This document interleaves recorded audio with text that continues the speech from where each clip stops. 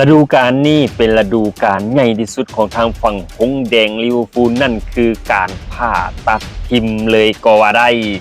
โดยเริ่มจากเปลี่ยนผู้จัดการหลังจากที่จบฤดูกาล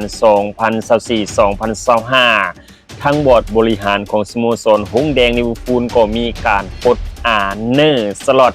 กุนซือซาวดัตพ้นจากตำแหน่งเก้าอี้ทินแอนฟิลทันทีหลังจากนั้นก็แต่งตั้งทางฝั่งแอนโดนีอีลาโอลาเข้ามาหับตำแหน่งผู้จัดการทีมคนใหม่หรือว่าเฮดโค้ชคนใหม่นั่นเอง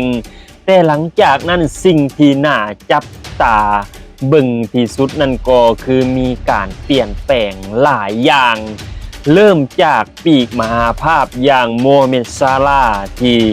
ยกเลิกสัญญากับทางฝั่งหงส์แดงลิเวอร์พูลหลังจากนั้นเขาก็ย้ายออกไปนี่คือนักเตะคนหนึ่งที่ยังเป็นซ่องโหว่ให้ทางฝั่งหงส์แดงลิเวอร์พูลในเวลานี้โดยทางฝั่งหงส์แดงลิเวอร์พูลพยายามจะคว้าบาโคล่าดาวเตะชาวฝรั่งเศสของทางฝั่งปารีสแซงต์แชร์แมงมาอุดลอยลัวแต่ในเวลานี้ยังบ่สำเร็จเฮามาลองไล่เลียงเบิ่งนักเตะของทางฝั่งหงส์แดงลิเวอร์พูลในเวลานี้มีไผแน่แต่ละตำแหน่งแต่ละคนมีความพร้อมส่ำใดโดยภายใต้การคุมทัพของทางฝั่งแอนโดนีอีลาโอลากุนซือคนใหม่นั่นเองเริ่มจากผู้รักษาประตูมือหนึ่งต้องยกให้เป็นทางฝั่งอลิซงเบเกอร์ผู้รักษาประตูชาวบราซิเลียนถึงว่าในเวลานี้อายุอานามจะหลายขึ้นมีอาการบาดเจ็บเพิ่มขึ้นแต่เขาก็ยังเป็นมือหนึ่งเพราะว่านี่การที่มีเซฟมหัศจรรย์ที่การออกบอลสวยๆต้องยกให้เขาเป็นมือหนึ่งส่วนมือสองนี่ยังน่าเป็นห่วงเลยสังฝั่งมามาดัสวิลีผู้รักษาประตูซาวจอร์เจียโดยเริ่มแรกที่ทางฝั่งอาร์เนอร์สล็อตดึงเขามานี่หวังจะปั้นให้เป็นมือหนึ่ง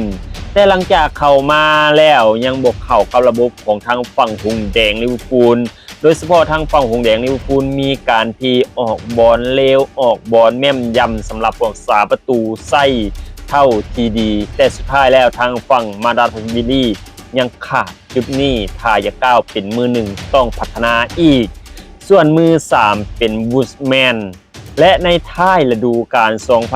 2024-2025 สาวกเดอะคอปหลายคนที่เสียให้เขาก้าวขึ้นมาเป็นมือ2แทนทางฝั่งมามาดัสวีลีในฤดูกาลนี้แต่เฮาลองจับตามองมาดูแนวรับของทางฝั่งหงส์แดงลิเวอร์พูลเอาภายเซ็นเตอร์เริ่มคนแรกต้องยกให้กัปตันทีมคนเก่งหรือว่าพี่ยักษ์อย่างเวอร์จิลฟานไร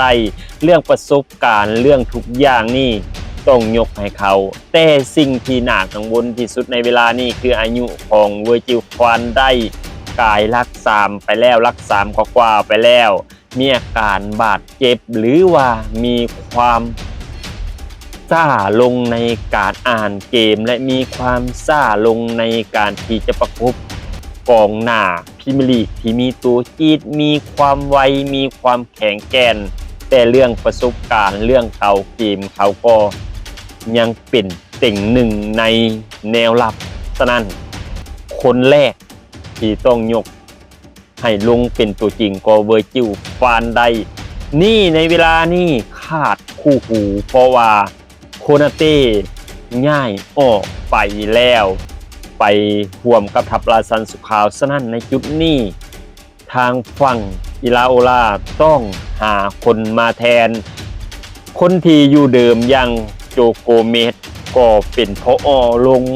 บานไปแล้วหรือว่าเป็นพอห้องหมอไปเป็นที่เพียบห้อยเพราะว่าเจ็บซะเหลือเกินเจ็บบ่อยเจ็บดุนั่นเองและอีกคนที่น่าจับตามองนั่นคือยาเกตนั่นเองที่เป็นเซนเตอร์แบ็กที่ทางฝั่งหงส์แดงลิเวอร์พูลเซ็นเข้ามาเรียบร้อยแล้วหลังจากที่เห็นในเกมล่าสุดในการอุ่นเครื่องเขามีการดักจังหวะมีความเร็วการพาบอลขึ้นหน้าโอ้สุดยอดมีโอกาสจะลงจับคู่กับทางฝั่งเวอร์จิลฟานได และอีกคนก็เป็นทางฝั่งอาราโจนั่นเองที่ยืมตัวมาจากเจ้าบุญทุ่มบราเซโลนานักเตะชาวอุรุกวัยคนนี้โอ้โหลองเบิ่งดีๆอยู่ในบาซ่าบ่แม่นเขาบ่เก่งนะเขาก็เก่งแต่จุดที่เขาเสียนั่นก็มักเป็นผอโรงพยาบาลอีกคนเพราะว่าเจ็บบ่อยซะเหลือเกินเฮ็ดให้ฟอร์มบ่สม่ำเสมอนอกจากนั้นก็ยังมีเลโอนินั่นเองนักเตะดาวรุ่งต้องรอรุ่นเลยอันนี้ฝั่งเซ็นเตอร์แบ็กบาดนี้เฮายับไปเบิ่งในแบ็กขวามีเจเรมีติมปงที่มีการเติมเกมเรื่องเกมลุกต้องยกให้เขาแต่เกมรับ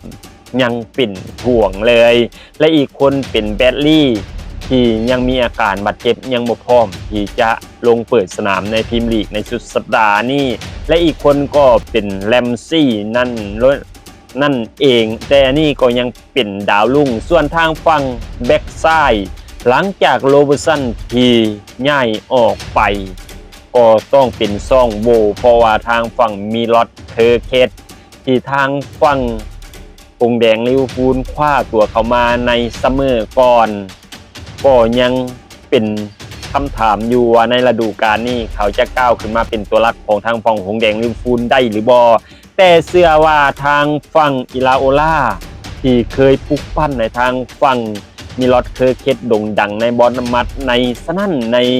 ฤดูกาลนี้เชื่อว่าเขาจะดึงฟอร์มเก่งของทางฝั่งมีลอตเคอร์เคสกลับมาได้และอีกคนในตำแหน่งแบ็กซ้ายนี่ก็เป็นซินิการ์ดที่ดึงตัวคืนหลังจากที่หมดสัญญายืมตัวนั่นเองและอีกคนก็เป็นแซมเบอร์ในแผงแนวรับของทางฝั่งหงแดงลิเวอร์พูลก็ยังบ่100%นั่นแต่เฮาต้องรอเบิ่งในช่วงเปิดฤดูกาลเฮายับไปเบิ่งในแผงมิดฟิลด์หรือแผงกองกลางในกองกลางนี้ทางฝั่งหงแดงลิเวอร์พูลอาจจะมีกองกลางหลายแต่ตำแหน่งเบอร์6ยังบ่มีคนที่ว่าเป็นตายโตเหมือนฟาบินโญยุคของเจอร์เกนคล็อปนั่นเองในแผงมิดฟิลด์บ่ว่าจะเป็นแม็กอลิสเตอร์เป็นโดมินิกโซบอลไลเป็นไลอันกาทันเบรกเคอร์ตินโจนในเวลานี้ข่าวออกมาว่าตกลงค่าตัวกับทางฝั่งอินเตอร์มิลานเป็นทีเรียบร้อยแล้วในวันศุกร์นี้ก็จะบินไปตรวจร่างกายถ้าตัวร่างกายผ่านเขาก็จะย้ายไปซุบทางฝั่งงูใหญ่อินเตอร์มิลานฉะนั้นต้องมีโอกาสง่ายสูงสำหรับสเกาเซอร์คนสุดท้ายนอกเหนือหันก็มีทางฝั่งเอนโดนิโอนิบายเซติสคนนี้ก็เจ็บซะเหลือเกินฉะนั้นเฮาไปเบิ่งในแผงแนวลุกนั่นเองส่วนในแผงแนวลูกทางฝั่งปีซ้ายก็ทางฝั่งโกดี้กาโก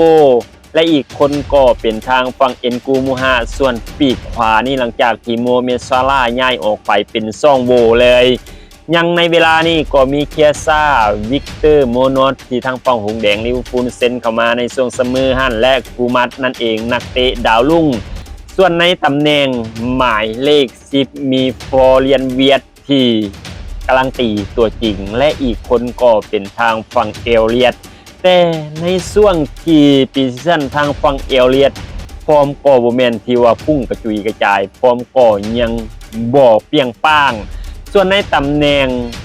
หัวหอกตัวเป้าหรือว่าหมายเลข9ในเวลานี้ต้องยกให้ทางฝั่งอเล็กซานเดอร์อีซักหลังจากที่เขาฟิตเต็มถังมาจากทีมชาติสวีเดนและในช่วงปีสั้นเขาก็เบิกสกอร์ได้หลายลูกแล้วและเห็นแล้วโอกาสออกสตาร์ทเป็นตัวจริงเพราะอีกคนอย่างฮุโกเอกิติเกในเวลานี้ยังมีอาการบาดเจ็บบ่พร้อมเลยฉะนั้นในการเสริมในตำแหน่งหมายเลข9นี้ทั้งฝั่งหงแดงลิเวอร์พูลก็ควรเสริมเพราะว่ามีหมายเลข9เพียงคนเดียวนี่คือขนาดทีมของทางฝั่งหงแดงลิเวอร์พูลที่ภายใต้การคุมทัพของทางฝั่งอิลาโอล่านั่นเอง